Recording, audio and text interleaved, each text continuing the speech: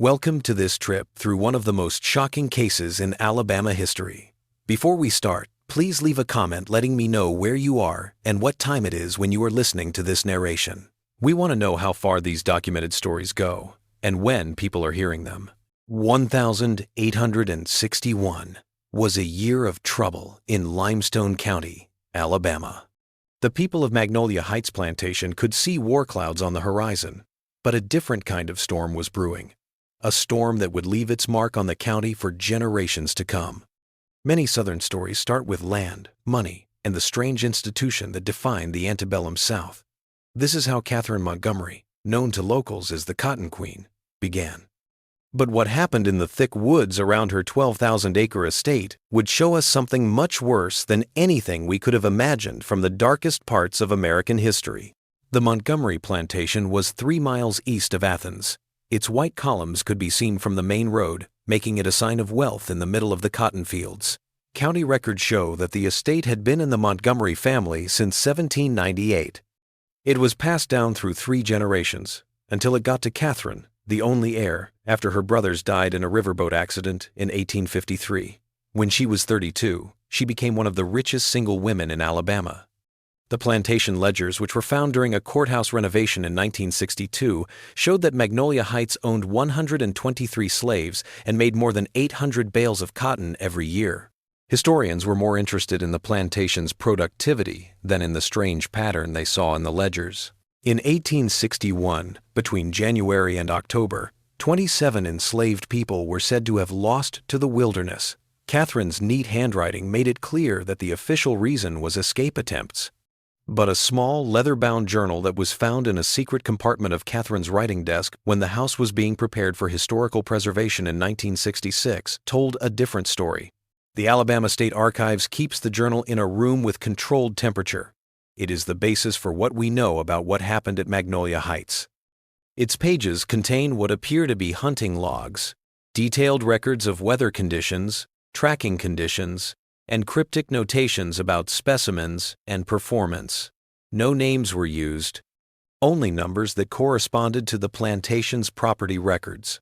The entries, spanning from February to October 1861, reveal a pattern too methodical to be coincidence, too deliberate to be misunderstood.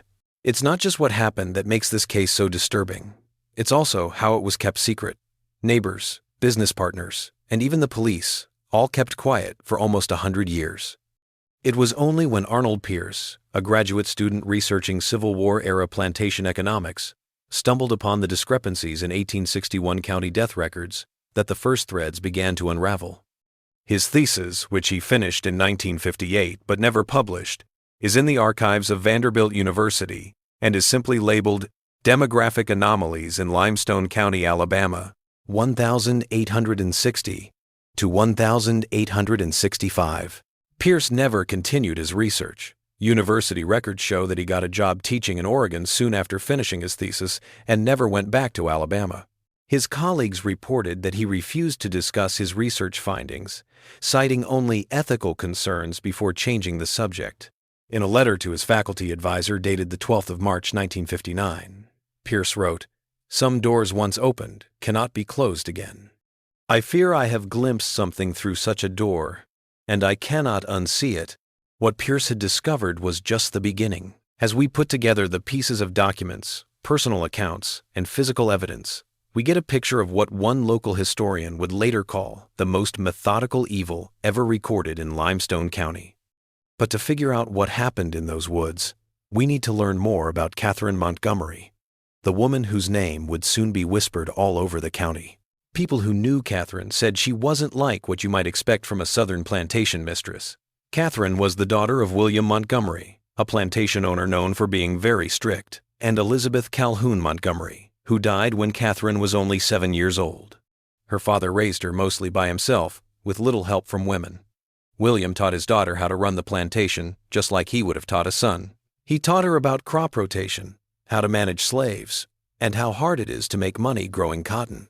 According to parish records, Catherine didn't go to many social events. Instead, she went on business trips with her father to places like New Orleans, Charleston, and even New York.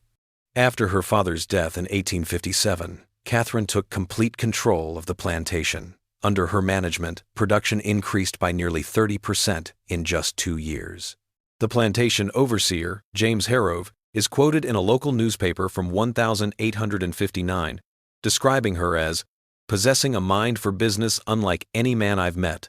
What the article failed to mention was the growing unease among the enslaved population at Magnolia Heights. Marcus Bell, whose grandparents were enslaved at Magnolia Heights, said decades later that Catherine made new rules that seemed to be meant to get people to break them. Bell remembered, "My grandmother told me that Miss Catherine would measure the cotton they picked by weight and by volume. If the weight was right, but the volume wasn't, she'd say they were adding rocks. 3 accusations meant punishment." Bell didn't say what kinds of punishments these were, but records from the plantation show that there were a lot more disciplinary actions after Catherine took over. By the beginning of 1861, the situation on the plantation had become too much to handle. People in the area were worried about the war that was about to break out between the North and the South, and rumors of freedom were spreading among enslaved people. The first hunt took place against this background. Catherine's journal says that the entry for the 23rd of February 1861 says, "Clear skies, frost on the ground, and great tracking conditions. Specimen 47 had great endurance but not very good navigation. Time, 4 hours and 17 minutes. Performance satisfactory for first trial." What happened that morning in February? Thomas Wilson, a former overseer's assistant who later ran away to Ohio, said in a deposition that Catherine had become very interested in what she called human capability under duress. The Ohio Abolitionist Society recorded Wilson's statement in 1863, but it wasn't found until 1953, when it was found in a collection of papers given to Oberlin College. It talks about a system that was meant to test those abilities in the most cruel way possible. Wilson's statement says, Miss Montgomery would choose them based on their strength and intelligence.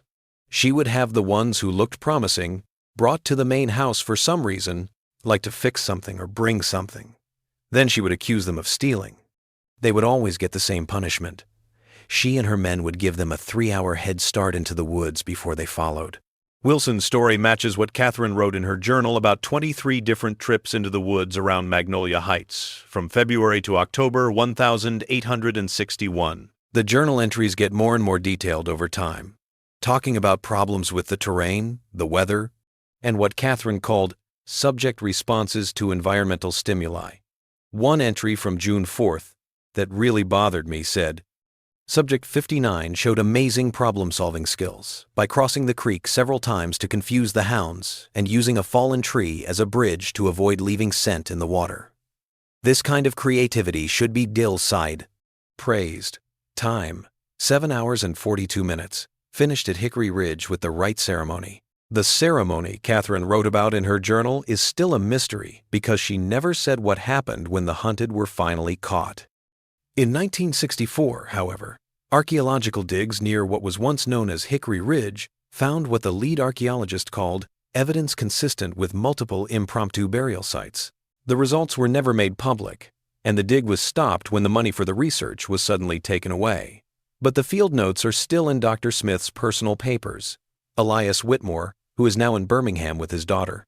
The fact that the community was involved in these events is probably the most frightening. Catherine didn't do it by herself. Her journal talks about the party a lot. It was made up of several nearby plantation owners and local business people. There were no names, just initials. But checking with county records shows that some of Limestone County's most important people were involved. In 1967, a letter from Margaret Wilkins, the wife of a local doctor, to her sister in Richmond mentioned these gatherings in a roundabout way. The Montgomery woman has organized another of her woodland excursions. Thomas has been asked to come, and he says it's just a hunting party. But when he comes back, there's something about him that really bothers me. He won't talk about what happens in those woods, but twice now he has burned the clothes he wore when he got back. Catherine's journal entries from the summer of 1861 show that things were getting worse. The subjects had fewer advantages, the terrain was chosen because it was harder, and the parties got bigger. An entry from August says, There are 8 gentlemen here today. People are becoming more interested in our scientific work. Subject 62 was an amazing sport that needed the full attention of 2 tracking teams. Governor S. was especially impressed with the way it was done. Some historians think that state officials may have been involved because of the mention of Governor S., but there is no solid proof to back this up. By September 1861, though, it was clear that Catherine's actions were starting to get her unwanted attention. Sheriff William Tanner wrote a report on the 12th of September, 1861, saying that he went to Magnolia Heights after getting complaints from nearby farms about distressing sounds coming from the Montgomery woods. The report ends with a simple statement: matter investigated, no cause for concern. Miss Montgomery says it was just training for new hunting dogs. Catherine's journal records what would be her last trip 2 weeks later. The entry from October 1st says, "Conditions are perfect. The moon is full." Subject 74 was chosen because of their outstanding physical traits. Expected better performance. The entry stops in the middle of a sentence and is followed by a few blank pages. What happened on the 1st of October in 1861? One clue comes from county records. On October 7th, a death certificate for Catherine Montgomery was filed, saying that she died misadventure while hunting. There were no details given, and there was no investigation. Church records say that only 5 people came to her funeral on October 8th, when she was buried in the Montgomery family plot. If it weren't for a letter found in 1965 among James Harrow's personal belongings, the plantation overseer, the truth about Catherine's death might have stayed hidden with her. The letter, addressed to his brother in Tennessee and never sent, offers a different account. "I cannot bring myself to mail this for fear it may implicate me, but I must set down what happened, lest I lose my mind carrying this alone." Miss Catherine chose Samuel the blacksmith for her hunt. Samuel had lived on the plantation since he was born and knew those woods better than any white man. He got his head start like always, but this time Miss Catherine said she wanted to go alone because the moon was bright enough. She only brought her rifle, hunting knife, and 2 dogs. The next morning, they found her. The dogs had come back to the house at dawn, but she hadn't. The search party went back the way they came. She was placed at the base of an old oak tree with her own knife in her chest. There was no sign of Samuel. The men said it looked like she had been following something up the ridge when she was caught off guard from behind. I think Samuel turned around, like smart people sometimes do. There wasn't a real investigation. The county judge told me that the best thing to do would be to bury Miss Catherine quietly and forget about it. Some stories say that Samuel got away to the north, but he was never found. The slave ledger at Magnolia Heights says he was lost to the wilderness. A distant cousin from Georgia got the plantation and sold off most of the land and enslaved people before going back home. The Limestone Historical Society bought the main house in 1952, but it had been empty for decades before that. The restoration work started but was never finished. In 1968, a fire of unknown origin destroyed the building. This was just as people were starting to become more interested in Catherine's activities after finding her journal. Today, the only things left of Magnolia Heights are a small cemetery covered in kudzu and a few old buildings that are falling apart. The forests where Catherine conducted her hunts are now part of a state wildlife preserve. People in the area still say they feel uneasy when they walk those trails, especially near what used to be Hickory Ridge. In 1969, Professor Arnold Pierce died at his home in Oregon from what looked like a heart attack. He was the first person to find the mistakes in the county death records. He had a sealed envelope with the words, "To be opened in the event of my death," written on it. Inside was a single page containing a hand-drawn map of the Magnolia Heights property, with 27 X marks in the surrounding forest. At the bottom, there was a note that said, "I think these are the places. May they finally rest." The Alabama State Archives has turned down requests to dig at the sites shown on Pierce's map many times, saying there isn't enough historical evidence and that they want to respect private property. The land has changed hands several times since the 1962, and the current owner won't let historians and researchers on it. As is often the case with terrible things that have happened in the past, we may never know the whole truth. What documents and testimonies are left show that there was planned cruelty behind a facade of Southern politeness. Catherine Montgomery The Cotton Queen didn't leave many physical signs of her short time in charge of Magnolia Heights, but the things she did are still remembered by the people of Limestone County. In the fall of 1968, shortly before his death, Marcus Bell, whose oral history had helped bring this case to light, made one final statement to researchers. "My grandmother told me there were nights when the wind would carry sounds from those woods that no human throat should make. She said, people would still hear those sounds after Miss Catherine was gone. Some people think it was just foxes or wild cats, but my grandmother knew better. She said that the land itself was remembering." Whether one believes in such things or not, one fact remains indisputable. For 8 months in 1861, 27 human beings disappeared into the forests of Limestone County, hunted for sport by a woman whose wealth and position shielded her from consequence. Their names are lost to history. All we have are numbers in a plantation ledger. The only person who knows what happened to them in their last moments is the woman who planned their deaths. What we don't know about this case may be the most troubling thing about it. How many other Catherine Montgomerys lived in the South before the Civil War? How many other terrible things happened behind the closed doors of plantation houses, where a code of silence kept them safe? The story of the Cotton Queen isn't just about one woman's slow descent into evil. It's also about a society that made it possible for evil to thrive, ignored it when it was there, and tried to cover it up long after the person who did it was gone. It is about the human capacity for cruelty and the equally human determination to expose the truth. No matter how long buried, history has made its decision about Catherine Montgomery herself. Her name is now linked to the worst parts of the plantation system, and local historians tell her story in hushed tones as a warning. The beautiful house she used to rule is gone, her money is gone, and her family line ended with her death. The only thing left is a worn headstone in a cemetery that has grown over. It has her name and the dates of her birth and death on it, but no epitaph or words of remembrance. And maybe that silence is appropriate. But in the gaps between what the documents say and what is lost forever, we face the most frightening truth of all, that the ability to be so cruel is in the human heart. That any society could make its own Catherine Montgomery if it had the right conditions, power without accountability, and hatred without check.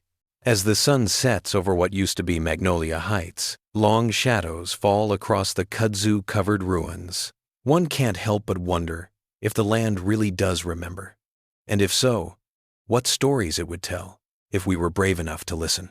A historian who looked into the Montgomery case in 1963 wrote, "The most frightening thing about evil is not how rare it is, but how common it is." Catherine Montgomery was not a monster from a Gothic book. She was a plantation owner, a businesswoman, a member of society. Her monstrosity wasn't that she broke the rules. It was that she made them worse by taking the dehumanization that was already part of the slave system to its logical, horrible end. The official closing of Catherine Montgomery's case files happened in 1968 after the fire that burned down the plantation house.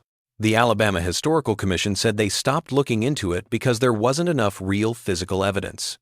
The journal, the ledgers, and the oral histories were all put in archives, organized, and slowly forgotten as new histories took their place. But people in the area still stay away from some paths in the woods that used to belong to Magnolia Heights, especially on clear nights when the moon is full. They will tell you that they don't believe in ghosts, but that some places have a lot of history. Some soil remembers what was buried in it. Some stories, though ended, are never truly finished. "We don't say her name very often around here," said a member of a Limestone County family in 1969. Not out of respect, but because some names seem to stay in the air for too long after they are said. The Cotton Queen of Limestone County, a woman who made hunting people into a game.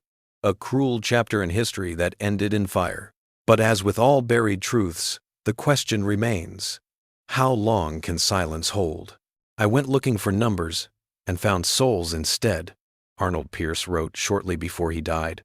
"May they find the peace in memory that they were denied in life." The investigation into Catherine Montgomery's activities might have remained a footnote in academic journals if not for Elizabeth Carver, a doctoral student at the University of Alabama who in 1964 chose to focus her dissertation on undocumented violence against enslaved people in the antebellum South. Carver's research took her to the Alabama State Archives, where she found a leather-bound journal that had been listed as Montgomery C. Personal Papers. What Carver found in those pages sent her on a 3-year investigation that would eventually cost her her academic career and, according to those who knew her peace of mind. Her dissertation, titled The Magnolia Heights Incident, Institutionalized Sadism in the Antebellum South, was rejected by her committee for what they called sensationalism and insufficient scholarly distance. Carver left academia soon after, but not before making copies of her research and sending them to a number of historical societies outside of Alabama. Carver went to Limestone County in 1965 to try to talk to descendants of families who lived near Magnolia Heights during Catherine's time there. Her reception, according to her field notes, was uniformly hostile. One particularly telling entry reads, "Visited the Tanner family today. Sheriff Tanner's great-grandson wouldn't talk to me. He only said, 'Some stones are better left unturned.'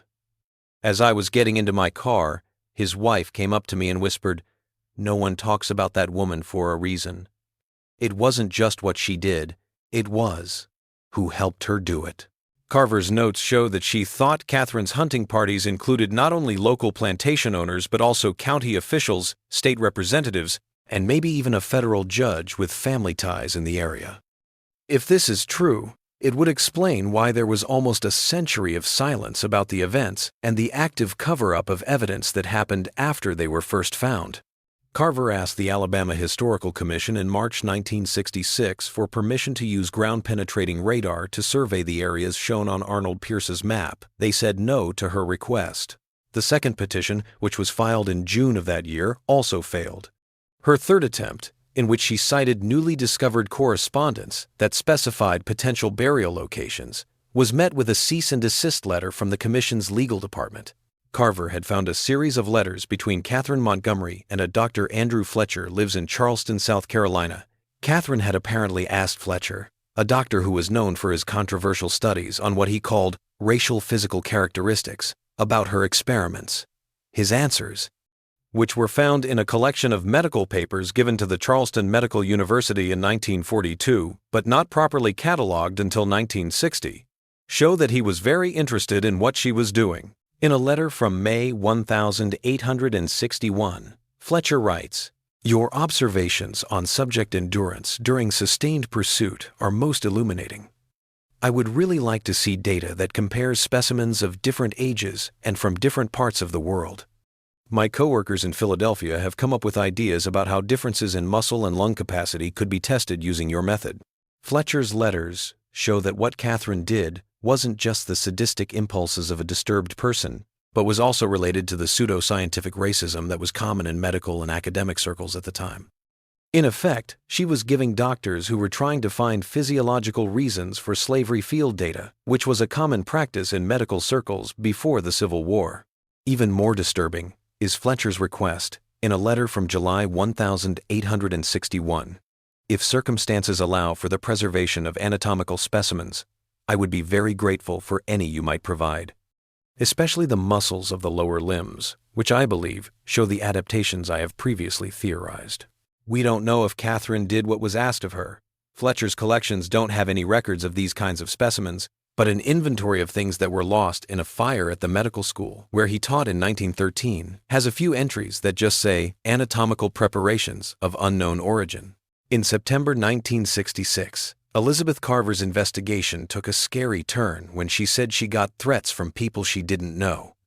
In a letter to a co-worker at Emory University, she said, "Someone left a cotton plant on my porch last night with a card that said, 'Some queens still have power.' I told the police about it, but they didn't seem to care." 3 weeks later, someone broke into Carver's rented house in Huntsville. Her research notes were all over the floor, and a page from Catherine's journal that Carver had stolen was left on her pillow. Nothing was stolen. The page had the entry for Catherine's last hunt on the 1st of October, 1861. Carver moved to Chicago in early 1967, where she continued her research from afar. Her letters from this time show that she was becoming more paranoid, as she often talked about being followed and having her mail tampered with. Colleagues who stayed in touch with her reported a marked change in her demeanor.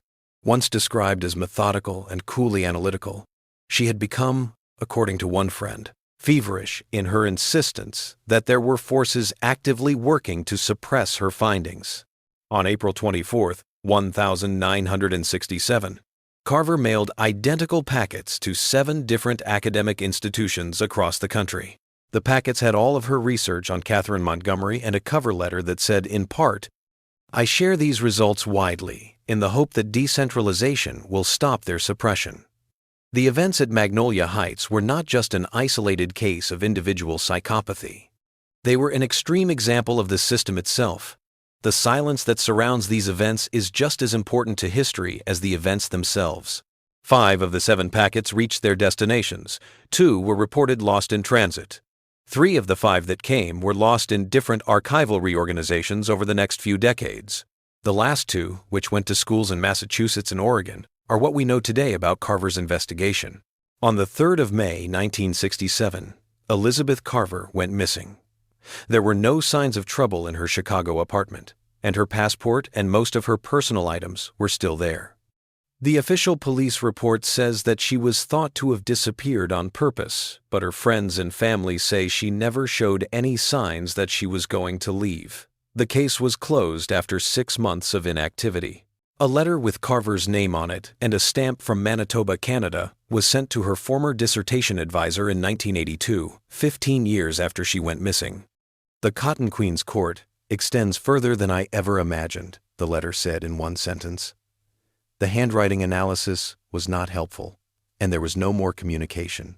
The fire that destroyed the Magnolia Heights plantation house in 1968 was officially ruled an accident, attributed to faulty wiring in the partially restored structure. A junior fire investigator filed a report that said the fire seemed to have started in more than one place and that accelerants may have been used.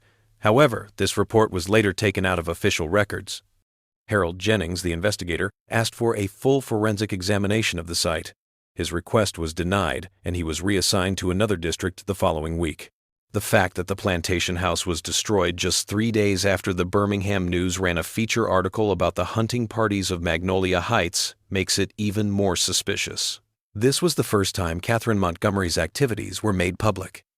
The article, which was written by journalist Thomas Rayburn, used a lot of Elizabeth Carver's research and included parts of Catherine's journal. After the article came out, Rayburn got a lot of threats, so he was moved to the sports department of the newspaper. Rayburn said in an interview in 1979, long after he had left journalism, "I've covered wars and disasters, but I've never seen the kind of coordinated pushback I got from that story." There were more than just angry letters and phone calls. There were talks with my editor that I wasn't a part of, pressure from advertisers, and visits from men who didn't say who they were, but made it clear that continuing to look into the Montgomery case would hurt my career and maybe even my health. The systematic suppression of the Magnolia Heights narrative prompts inquiries that transcend the conduct of a singular troubled plantation proprietor. It suggests a network of influence and interest that survived Catherine herself by more than a century, a network with both the motivation and the means to ensure that certain aspects of the past remained buried.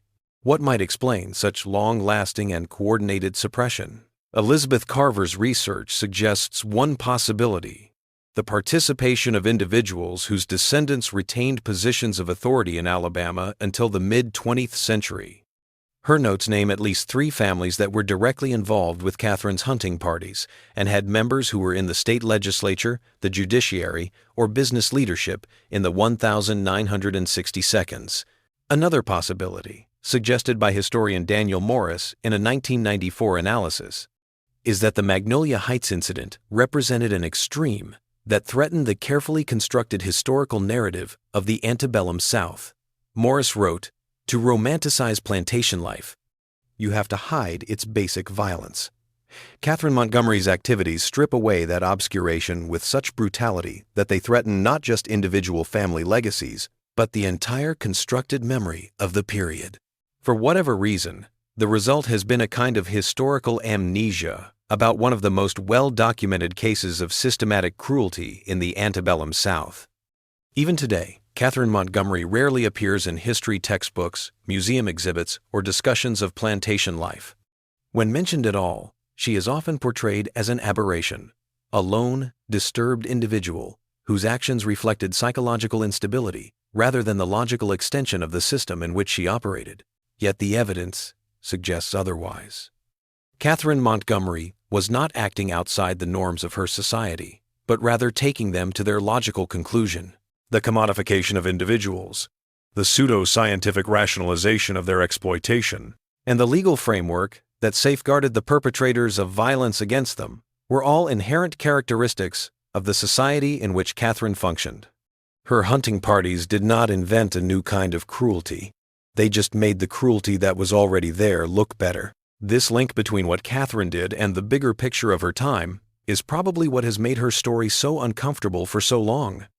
It is easier to dismiss her as a monster, an outlier, than to confront the system that made her possible. In 1972, a small breakthrough in the case came from an unexpected source. A former groundskeeper at Magnolia Heights, William Turner, who had worked on the property during its restoration in the early 1952s, came forward with an account of finding what he described as a hidden room in the plantation house. Turner, 87 at the time of his statement, claimed that while replacing rotted floorboards in what had been Catherine's private study, he discovered a small chamber beneath the floor, accessible via a concealed trapdoor. Inside was a table with straps attached to it, Turner recounted. I scrubbed the wood, but the stains never came out. And on the wall, there was a collection of what looked like medical tools, scalpels, bone saws, and the like. I told the restoration committee about it, but when I got to work the next day, the room had been boarded up.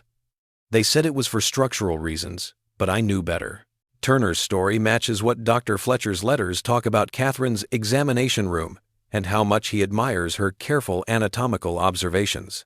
It suggests that Catherine's activities may have extended beyond the hunts themselves to include post-mortem examinations or even vivisection, a possibility too grim for even the most diligent researchers to dwell on. The land that once comprised Magnolia Heights has been divided and redivided over the decades. The plantation house used to be in the area that is now a commercial development. The forests where Catherine conducted her hunts are partially preserved as state land, partially developed for housing. Time, development, and purposeful hiding have mostly erased the physical evidence of what happened there. But the documentary evidence remains, scattered across archives, personal collections, and the few published accounts that have managed to survive academic and social resistance. They all tell the story of a woman who was very cruel and a society that let that cruelty happen. In 2008, people became interested in the case again when researchers were able to read parts of Catherine's journal that had been hard to read before because of digital scanning technology. The recovered passages give more detailed information about the hunting parties and show that Catherine kept very detailed records of each victim's performance, such as the times, distances, and strategies used. She seems to have seen these hunts as a way to gather information rather than just a game. This difference doesn't make them any less horrible. In fact, it makes them even more disturbing because it shows how planned and evil they were. One recently found passage from July 1861 says, Subject 68 showed great resourcefulness by making false trails and using a stream to hide scent. This kind of flexibility makes me think that people learn from the mistakes of others, which supports my theory about how information spreads among the population. To test this idea, more isolation protocols will be put in place. This entry implies that Catherine was cognizant of the dissemination of information regarding the hunts within the enslaved community at Magnolia Heights, and that she intentionally modified her approaches accordingly. It doesn't show impulsive sadism. Instead, it shows something more like experimental design, a careful study of human suffering done with cold accuracy. Another recovered passage talks about what Catherine called endurance variations. These were different kinds of physical stress that victims had to go through before they were let go for the hunt. She wrote, Subject 65 was without water for 2 days before the trial. Performance dropped, and capture didn't happen until 3 hours later. Subject 66, who had more water but no food for the same amount of time, was able to last longer but had less ability to think clearly. These results are in line with Dr. F's predictions. The reference to Dr. F, which is likely Dr. Fletcher further substantiates the theory that Catherine's actions were linked to the pervasive pseudoscientific racism of her time. She was, in effect, conducting field experiments to support the theories of physicians and academics who were attempting to provide scientific justification for slavery. One of the most troubling things about the newly found journal entries is that they show that Catherine wasn't just writing things down for herself, she was also sharing what she learned with other people. References to letters exchanged with people in Charleston, Richmond, and Philadelphia imply a network of individuals with similar views who may not have directly participated in her hunts but were intellectually invested in their outcomes. This network might be why the story of Magnolia Heights has been kept quiet for so long. It wasn't just Catherine's reputation that was at stake. It was also the reputations of many important families in the South and maybe even beyond. The fact that medical and academic institutions are involved adds to the conspiracy of silence that has surrounded the case for more than 100 years. The Alabama Historical Association finally wrote about the Magnolia Heights case in its official journal in 2012. They published a peer-reviewed article that carefully documented Catherine Montgomery's actions based on the evidence they had. Doctor wrote the article. Amelia Richardson concluded, while questions remain about the full extent of Montgomery's activities and the identities of all those involved, the documented evidence clearly establishes that between February and October 1861, Catherine Montgomery organized and participated in the systematic hunting of enslaved persons on her property, resulting in numerous deaths. The release of this article changed how historians talked about the case, moving it from the realm of rumors and hidden research to the mainstream of academic history. But even this recognition was met with opposition from some people. Several letters to the editor that were published in later issues questioned the evidence's reliability, said that Catherine's journal was a hoax, or said that the information in it had been misinterpreted. The refusal to admit that the Magnolia Heights case happened is part of a larger unwillingness to face the worst parts of American history. Catherine Montgomery's story makes us question easy stories about the past and face the depths of human cruelty and the systems that allow it. It is not surprising that such a narrative would encounter denial, suppression, and deliberate amnesia.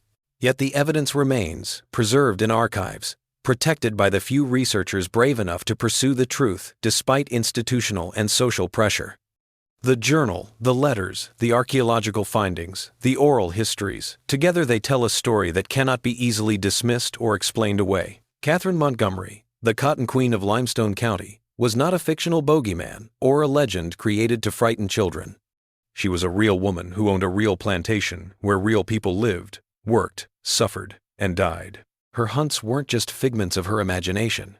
They were carefully planned events that she wrote down herself. The historical record includes the fact that her community was involved, that educated men took part in her experiments, and that her story was kept quiet for 100 years, no matter how uncomfortable they may be. As we conclude this account of one of the darkest chapters in American history, it is worth reflecting on the words of Elizabeth Carver, written shortly before her disappearance. History is not just what happened, but what we allow ourselves to remember.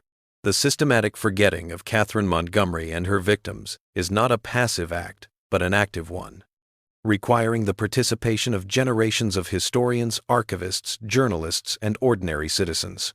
To break that silence is to confront not just one woman's cruelty, but an entire society's complicity in that cruelty and its concealment. The forests that once belonged to Magnolia Heights are quiet now. The sounds of hounds and hunting horns have long since faded. But for those who know the story, who have read the documents, and walked the ground where such horrors occurred, the silence itself seems pregnant with meaning, not the absence of sound, but the presence of memory, too painful to articulate. In those woods, on the land that once belonged to Catherine Montgomery, 27 lives were taken for sport, for science, for the simple exercise of power without constraint.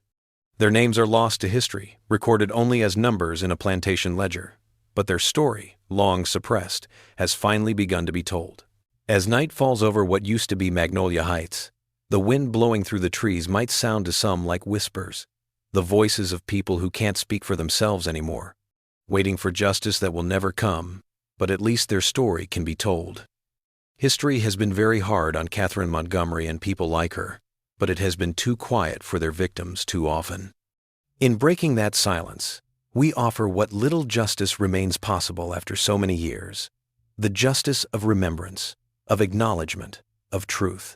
In the words of Marcus Bell, whose family's oral history helped bring the Magnolia Heights case to light, "The land remembers what people try to forget, and as long as someone is willing to listen, the story will never truly end."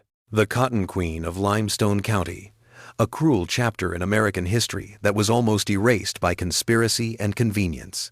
A story that reminds us that the scariest monsters aren't supernatural beings, but people who have power and aren't held accountable for their actions.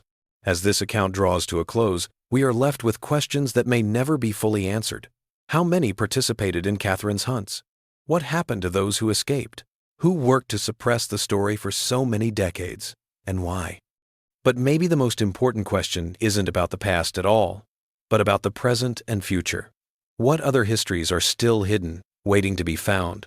What other quiet times need to be broken? In the end, the story of Catherine Montgomery is not just about one woman's depravity or the suffering of her victims.